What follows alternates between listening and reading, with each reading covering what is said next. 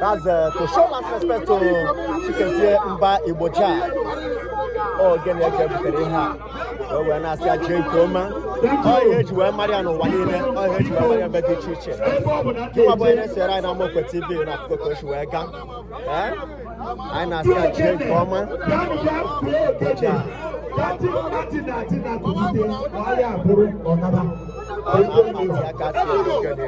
I heard you were Marian.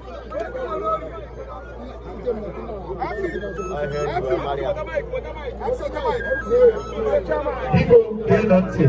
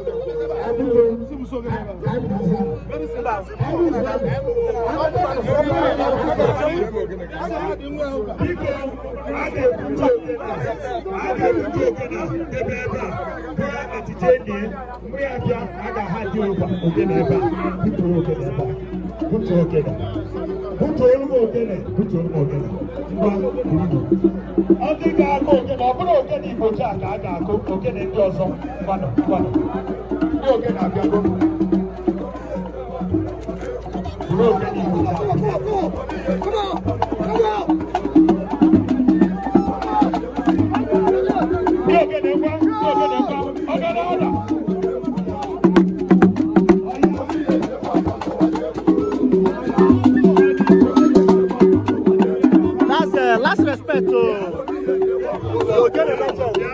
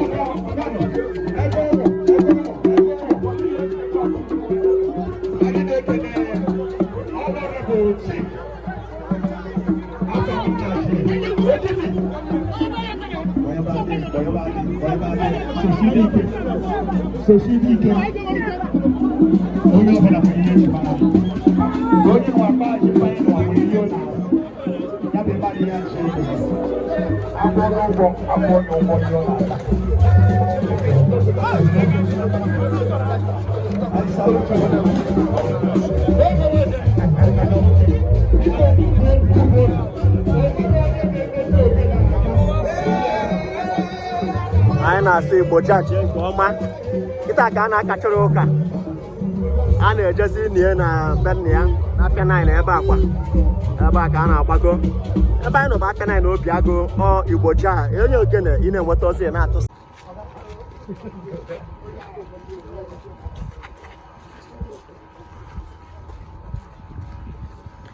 na-esonyere anyị na Committal TV anyị na-ekene na-asị abarụ na ebe ọ bụla n'anya n'afọ na anyị ejewego n'ebe a ga-adọnye n'ili nwake anọkwa ebe a ọhụghị ya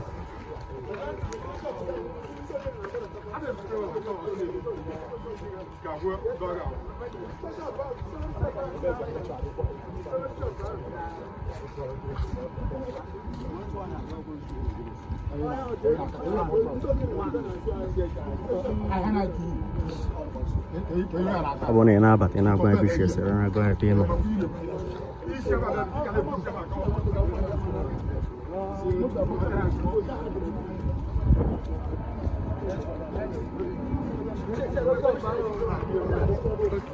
Ndị paaki moto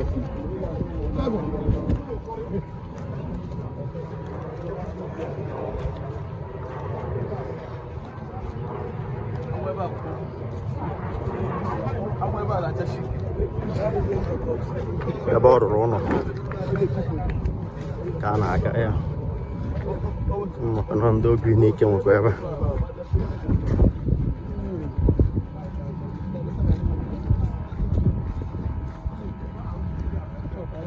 there's network.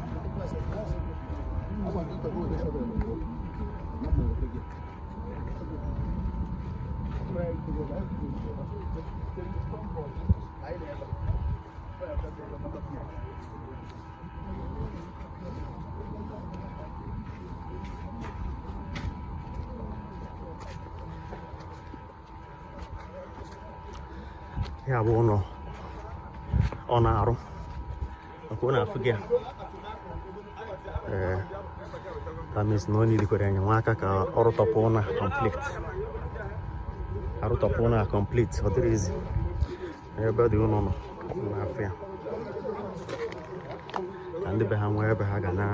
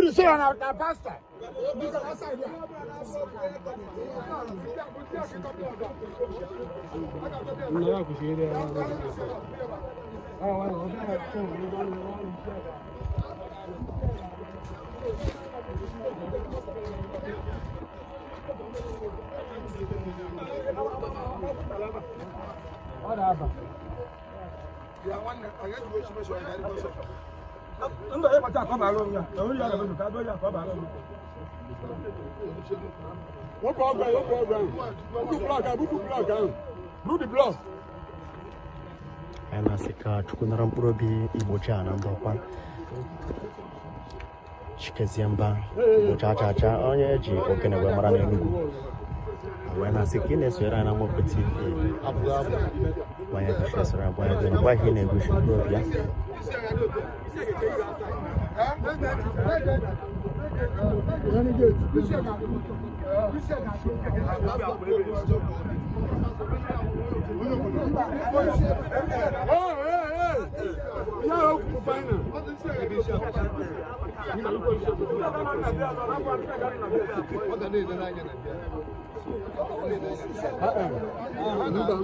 May his gentle soul continue to rest in perfect peace.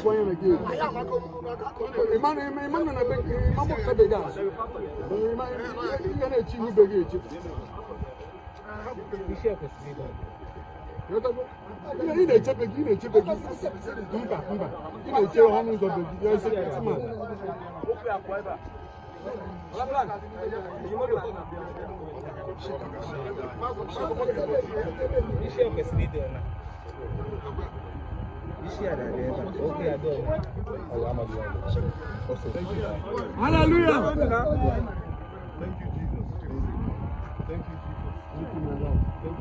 Thank you, my Lord. Thank you, thank you, my Lord. Thank you, my Lord. Thank you, my Lord. Thank you, my Lord. Amen. The grave will never go to pass. Never get to pass.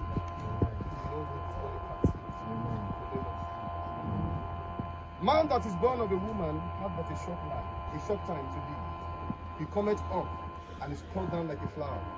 He fleeth as it were a shadow, and never continueth in one state. For as much as it had pleased Almighty God, for this great mercy to take unto himself the soul of late Mr. Chikezie Mbah, here departed, we therefore commit his body to the ground. Bring it aside.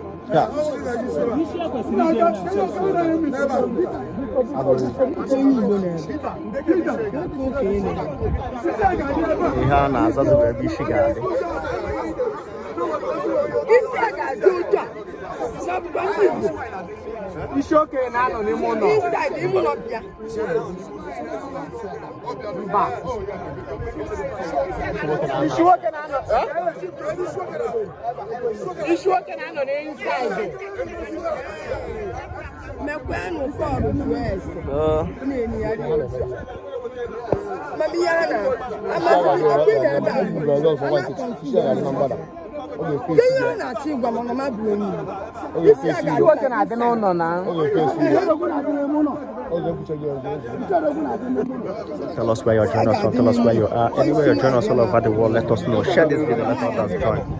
That's the final interment of Igbojah, the Ogene Master on the Ogene Webito, the founder of the Enugu.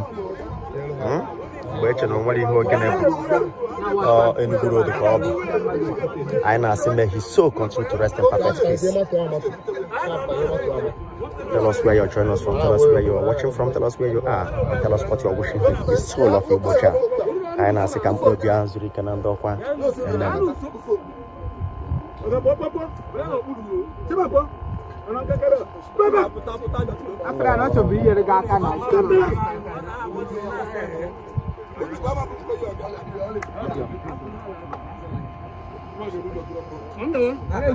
may his soul continue to rest in peace. Amen. The soul of Chikezie Mbah, Igbojah, and the soul of all the faithful departed.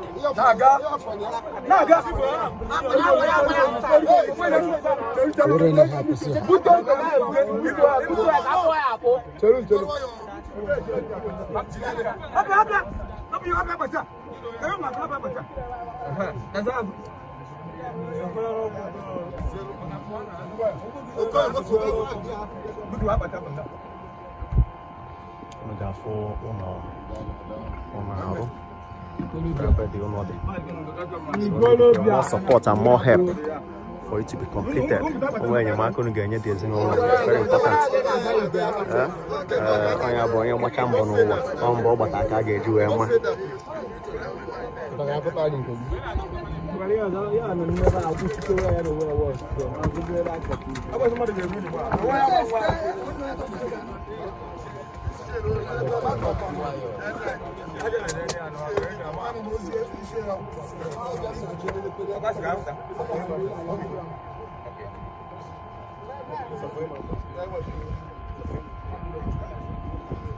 Tell us where you're joining us from, tell us where you are, and make sure you share this video, let others join. The Almighty God, audience, please.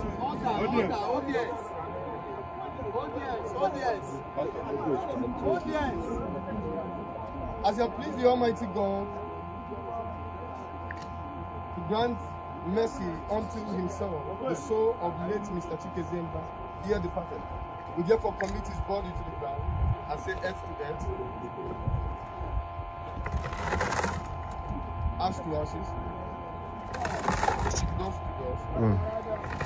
And in such uncertain hope of Very emotional moment. You can see the wife and the children over there. Who shall change the body of our low estate, that it may be like unto his glorious body? He is able to subdue all things to himself, and let all say amen. Amen. Amen. Jenkoma. Moja. Matakria mo kunti.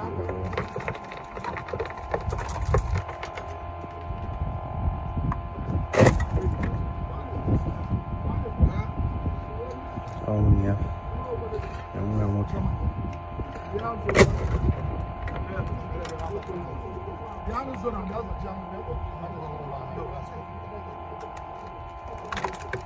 Uma coisa. Não é uma coisa. Okay, last time.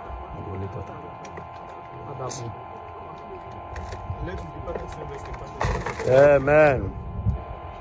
Igbojah, bye bye. The journey of life. That's the end of every man in life.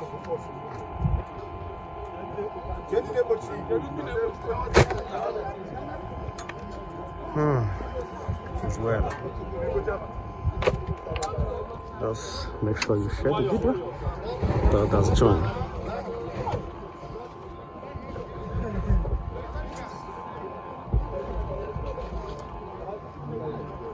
So like at the Commandant's Bank.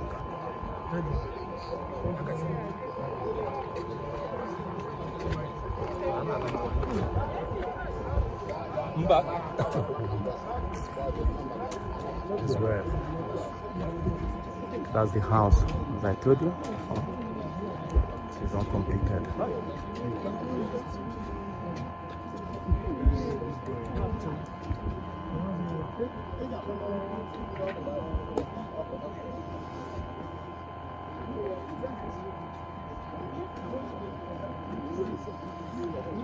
As you are joining us, tell us where you are joining us from, tell us where you are, and make sure you have shared this video.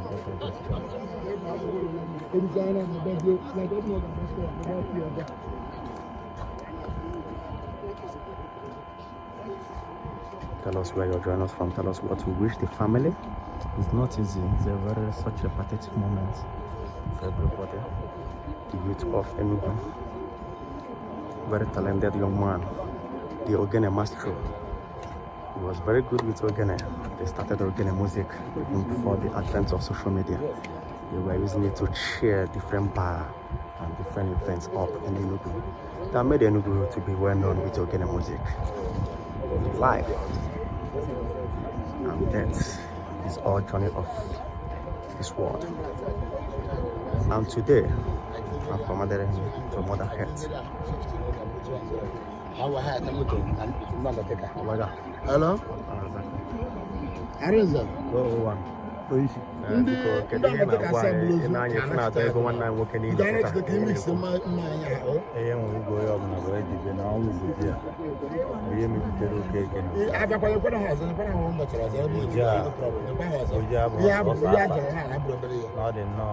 Not street. So ọ metụtara onye ọbụla bụrụ onye metụtara iche nwa okorobịa ọbụla nọ n'ala Igbo mana Igbo ji asọ n'ihe a na-eme anyị ekene gị ụlaga biko kedu ihe ị nwere ike ịgwa anyị ife onye adọ ego nwanne anyị nwoke na nkịta ozugbo gbacha na ihe a bụ the end of an era, the end of a legend. A na-asị Igbojah eje ọfụma ọ bịalụ onye ọmachie n'isi akwa ibe niile jekọba n'ụzọ amara onye na-asị na ụdọ mmadụ otu ama agbakwa n'ezinụlọ ya ma agbakwa ndị ọzọ na-eti egwu ege na anyị ncha ga-anọ ndụ rie uru afọ ịta n'aha Jizọs.